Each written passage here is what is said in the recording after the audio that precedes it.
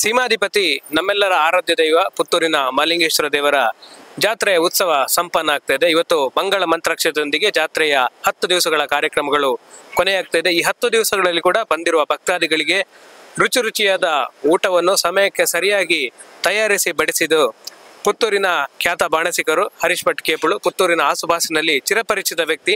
ಹಲವಾರು ವರ್ಷಗಳಿಂದ ದೇವಸ್ಥಾನದ ಜಾತ್ರೋತ್ಸವ ಸಂದರ್ಭದಲ್ಲಿ ಹಾಗೂ ದೇವಸ್ಥಾನದ ವಿಶೇಷ ಉತ್ಸವಗಳ ಸಂದರ್ಭದಲ್ಲಿ ಕೂಡ ದೇವಸ್ಥಾನಕ್ಕೆ ಬಂದು ಅಡಿಗೆ ಕೆಲಸಗಳನ್ನು ಮಾಡಿ ಭಕ್ತರಿಗೆ ಶುಚಿರುಚಿಯಾದ ಊಟವನ್ನು ತಯಾರಿಸಿ ಬಳಸುತ್ತಿರುವ ಹರೀಶ್ ಭಟ್ರವರು. ನಮಸ್ಕಾರ ಹರೀಶ್ ಭಟ್ರೆ. ನಮಸ್ತೆ.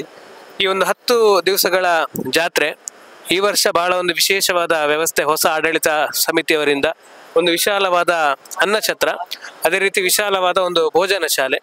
ಹೇಗಾಯ್ತು ಒಂದು 10 ದಿವಸದ ಅನುಭವ? ಅದೀಗ ನೀವು ಹೇಳಿದ ಹಾಗೆ ಹೊಸ ಅನುಭವವೇ. ನಮ್ಮ ಈ ಅಡುಗೆ ವೃತ್ತಿಯಲ್ಲಿ ಪ್ರತಿನಿತ್ಯ ಹೊಸ ಅನುಭವದಲ್ಲೇ ನಾವು ಆರಂಭ ಮಾಡುದು, ಆಗಿಂದಲೇ ಆರಂಭ ಮಾಡುದು. ಈ ವರ್ಷದ ವಿಶೇಷತೆ ಏನು ಅಂತ ಹೇಳಿದ್ರೆ, ಈ ಬಾರಿಯ ಸಮಿತಿಯವರು ಮತ್ತೆ ನಮ್ಮ ಪುತ್ತೂರಿನ ಶಾಸಕರಾದಂತಹ ಅಶೋಕ್ ಕುಮಾರ್ ರೈ ಅವರು ಇವರೆಲ್ಲ ತುಂಬ ಗಂಭೀರವಾದ ಚರ್ಚೆಗಳನ್ನು ಮಾಡಿ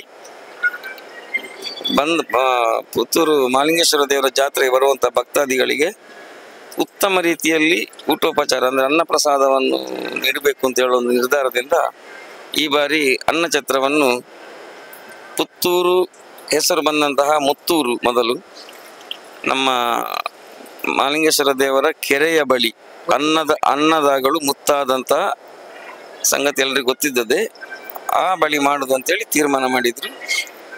ಹಾಗಾಗಿ ನಮಗೂ ಹೊಸ ಜಾಗ ಆದ ಕಾರಣ ಸ್ವಲ್ಪ ಭಯ ಇತ್ತು, ಹೇಗೆ ಎಲ್ಲವನ್ನು ಕ್ರೋಢೀಕರಿಸಿಕೊಂಡು ಹೇಗೆ ಜನಸಂಖ್ಯೆ ಬರ್ತಾರೆ ಅಂತ ಗೊತ್ತಿಲ್ಲ ಇವರು ಭಕ್ತಾದಿಗಳು. ಹಾಗಿರುವಾಗ ತುಂಬ ಭಯದಿಂದ ಆರಂಭ ಮಾಡಿದೆವು. ಆದರೆ ಮಹಾಲಿಂಗೇಶ್ವರನ ದಯೆ, ನಾವು 9 ತಾರೀಕು ಅಂದರೆ ಕೊಡಿಯೇರುವ ಮೊದಲನೇ ದಿವಸ ಹೊಸ ಜಾಗ ಆದ ಕಾರಣ ಶ್ರೀ ದುರ್ಗಾ ನಮಸ್ಕಾರ ಪೂಜೆ ಅಂತ ಹೇಳುವುದನ್ನು ನಾವು ಈ ಜಾಗೆಯಲ್ಲಿ ಪ್ರಥಮವಾಗಿ ಮಾಡಿದೆವು.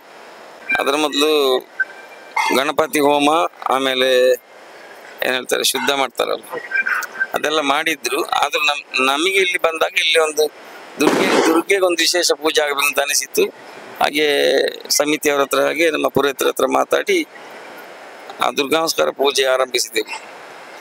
ಅದರ ನಂತರ 10 ತಾರೀಕಿಗೆ ಕೊಡಿಯೇರಿ ಆರಂಭದ ದಿನ. ನಮ್ಮ ನಿರೀಕ್ಷೆ ಇದ್ದದ್ದು ಒಂದು 5,000, 6,000, 7,000ವರೆಗೆ ಜನಸಂಖ್ಯೆ ಭಕ್ತಾದಿಗಳು ಬರ್ಬೋದು ಅಂತ. ಆದರೆ ಪ್ರಥಮ ದಿನವೇ 10,000ಗಿಂತಲೂ ಹೆಚ್ಚಿನ ಭಕ್ತಾದಿಗಳಲ್ಲಿ ಭೋಜನ ಸ್ವೀಕಾರ ಮಾಡಿದ್ವಿ. ಆ ದಿನ ವಿಶೇಷವಾಗಿ ಪಳ್ಳ ಪೂಜೆ ಅಂತ ಆರಂಭ ಮಾಡ್ತೇವೆ ನಾವು, ಸೂರ್ಯನ ದಿನ. ಹಾಗೆ ಆರಂಭವಾಯ್ತದು. ಆದರೆ ಅಷ್ಟು ಭಕ್ತಾದಿಗಳು ಬಂದಾಗಲೂ ಯಾವುದ್ರಲ್ಲೂ ಕೊರತೆ ಆಗಲಿಲ್ಲ. ಎಲ್ರಿಗೂ ಅವರಿಗೆ ಬೇಕಾದ ರೀತಿಯಲ್ಲಿ ಅನ್ನಪ್ರಸಾದ ಸಿಕ್ಕಿದೆ. ಆವಾಗ ಒಂದು ಬಂದ ಆಲೋಚನೆ, ಈ ಪಳ್ಳ ಪೂಜೆಯ ಮಹತ್ವ ಏನು ಅಂತೇಳಿ ಒಂದು ಮನಸ್ಸಿಗೆ ಬಂತು. ಅದರ ಬಗ್ಗೆ ಸ್ವಲ್ಪ ತಿಳ್ಕೊಂಡಾಗ ದಿನನಿತ್ಯ ನಾವು ಅನ್ನಪ್ರಸಾದ ದೇವರದ್ದು ಅಂತೇಳಿ ಕೊಡುವಾಗ ಅದನ್ನು ಪೂಜೆ ಮಾಡಿ ದೇವಿ ಪ್ರಸಾದ ಅಂತಲೇ ಕೊಡೋದು ಉತ್ತಮ ಅಂತ ಅನಿಸಿ ದಿನನಿತ್ಯ ಪಳ್ಳ ಪೂಜೆ ಮಾಡುವ ಅಂತೇಳಿ ಒಂದು ಆಲೋಚನೆ ಮಾಡಿಕೊಂಡೆವು. ಆ ರೀತಿ ದಿನನಿತ್ಯ ಪಳ್ಳ ಪೂಜೆ ಮಾಡಿ ನಾವು ಭಕ್ತಾದಿಗಳಿಗೆ ಗುಣಪಡಿಸ್ತಾ ಇದ್ದೆವು. 17ನೇ ತಾರೀಕು ದರ್ಶನ ಬಲಿ, ಬ್ರಹ್ಮರಥೋತ್ಸವ. ಆ ದಿನ ಮಹಾ ಅನ್ನ ಸಂತರ್ಪಣೆ ಅಂತೇಳಿ ನಾವು ಅದನ್ನು ತಯಾರು ಮಾಡ್ತೇವೆ. ಆ ದಿನ ನಾವು ಈ ಪಳ್ಳ ಪೂಜೆಯ ಬಗ್ಗೆ ತುಂಬ ತಿಳ್ಕೊಂಡು ಅದು ಈ ಕದಿರೆ ಕಟ್ಟಿ, ಅದೊಂದು 16 ಫೀಟ್ ಅಗಲ, ಒಂದು 4 ಫೀಟ್ ಎತ್ತರದ ಕದಿರೆ ಮತ್ತು ತೆಂಗಿನಕಾಯಿ ಗರಿ ಇದನ್ನೆಲ್ಲ ಕಟ್ಟಿ ಅದರೊಳಗೆ ತೆಂಗಿನಕಾಯಿ ಹಾಸಿ ಒಲಿಯ ಚಾಪೆ ಹಾಕಿ ಬಟ್ಟೆ ಶುಭ್ರವಾದ ವಸ್ತ್ರ ಎಲ್ಲ ಹಾಕಿ ಆ ಪಲ್ಲವನ್ನು ತಯಾರು ಮಾಡಿದೆವು. ಆ ಪಲ್ಲದ ವಿಶೇಷತೆಗಳು ನಮಗೆ ಆ ದಿನ ಅನುಭವಕ್ಕೂ ಬಂತು. ಆ ಪಲ್ಲ ಪೂಜೆ ಮಾಡಿ ಆ ಅನ್ನಪೂರ್ಣೇಶ್ವರನ ಆವಾಹನೆ ಮಾಡಿ ಆ ಪ್ರಕಾರ ಅದರಲ್ಲಿ ಪ್ರಸಾದ ವಿತರಣೆ ಮಾಡಿತು ಅಂತಾದರೆ ನಾವು ಎಷ್ಟು ಜನರಿಗೆ ಒಂದು ಅಂದಾಜು ತಯಾರು ಮಾಡಿರ್ತೇವೆ ಅದರ 2 ಪಾಲು 4 ಪಾಲು ಭಕ್ತಾದಿಗಳು ಬಂದರು ಅನ್ನ ಮಾಡಿದ ಶಾಖಪಾಕಗಳು ಅಕ್ಷಯ ಆಗ್ತದೆ ಅಂತ ಹೇಳೋದು ಪ್ರತೀತ. ನಮಗೆ ಅದರ ಅನುಭವವಾಯಿತು. ಆ ದಿನ ಒಂದು 40,000ಗಿಂತಲೂ ಹೆಚ್ಚಿನ ಭಕ್ತಾದಿಗಳಿಗೆ ಅನ್ನ ಭೋಜನ ಅದರಿಂದ ಆ ಪಳ್ಳದಿಂದಲೇ ಆಯಿತು. ಕೊನೆಗೆ ರಾತ್ರಿ 11 ಗಂಟೆ ಹೊತ್ತಿಗೆ ಎಲ್ಲ ಪ್ರಸಾದಗಳು ಎಲ್ರಿಗೂ ತತ್ತಿದ ಮೇಲೆ ಇಲ್ಲಿ ಪಲ್ಲವು ಸರಿಯಾಗಿ ಆಯ್ತದು.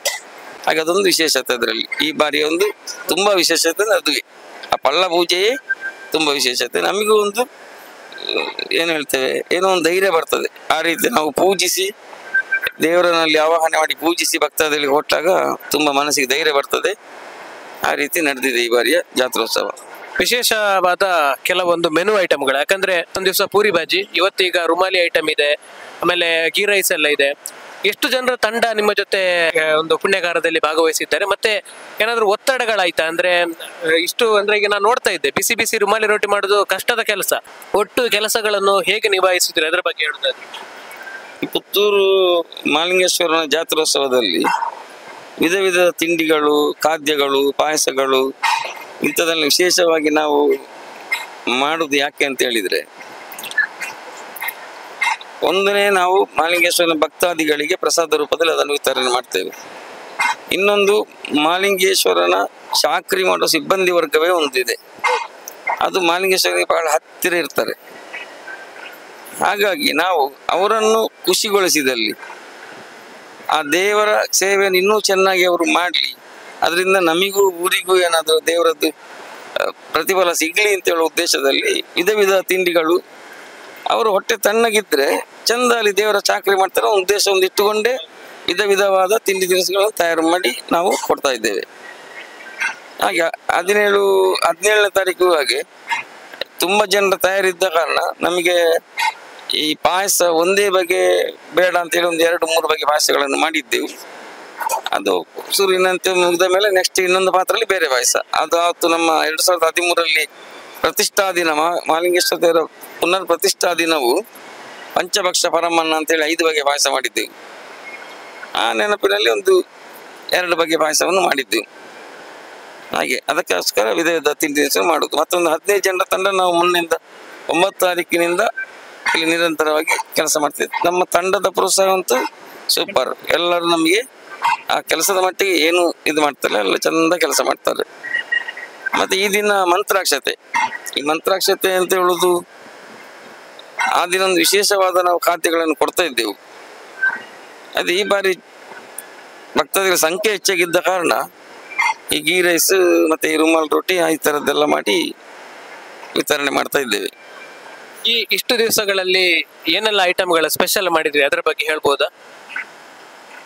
ಅಲ್ಲ, ತಿಂಡಿ ತಿನಿಸುಗಳು ಈಗ ಹೇಳಿದಾಗೆ ನೋಡಿ, ಪೂರಿ ಭಾಜಿ ಮಾಡಿದ್ದೇವೆ, ಮೊಸರೊಡೆ ಮಾಡಿದ್ದೇವೆ, ಒತ್ತು ಸೇಮಿಗೆ ಮಾಡಿದ್ದೇವೆ, ಮತ್ತೆ ಇಡ್ಲಿ, ದೋಸೆ, ಸೆಟ್ ದೋಸೆ ಇದೆಲ್ಲ ಸಾಮಾನ್ಯವಾಗಿರುವಂಥದ್ದು ಸಹ ಮಾಡಿದ್ದೇವೆ. ಇನ್ನು ಸಿಹಿ ತಿಂಡಿಯಲ್ಲಿ ಅನ್ನದ ಕೇಸರಿ ಭಾತ್ ಒಂದು ದಿವಸ ಮಾಡಿದ್ದೇವೆ. ಅಂದ್ರೆ ವಿಷು ಹಬ್ಬ ಅಲ್ಲ, ಹೊಸ ವರ್ಷ ಅಂತೇಳಿ ಆ ದಿವಸ ಮಾಡಿದ್ದೇವೆ. ಮತ್ತೊಂದು ಈ ಪೈನಾಪಲ್ ಹಾಕಿ ಪುಡ್ಡಿಂಗ್ ಅಂತ ಮಾಡ್ತಾರೆ, ಅದನ್ನು ಉಳ್ಳಾಲ್ ತೆಮ್ಮ ಬರೋ ದಿವಸ ಮಾಡಿದ್ದೇವೆ. ರಥೋತ್ಸವ ದಿನ ಲಡ್ಡು ಮಾಡುದು, ಜನಸಂಖ್ಯೆ ನಮ್ಮ ಲೆಕ್ಕ ಹೆಚ್ಚಿಗಿದ್ದ ಕಾರಣ ಮತ್ತೆ ಅದನ್ನು ಬೂಂದಿ ತರ ಮಾಡಿ ಎಲ್ರಿಗೂ ಕೊಟ್ಟಿದ್ದೇವೆ.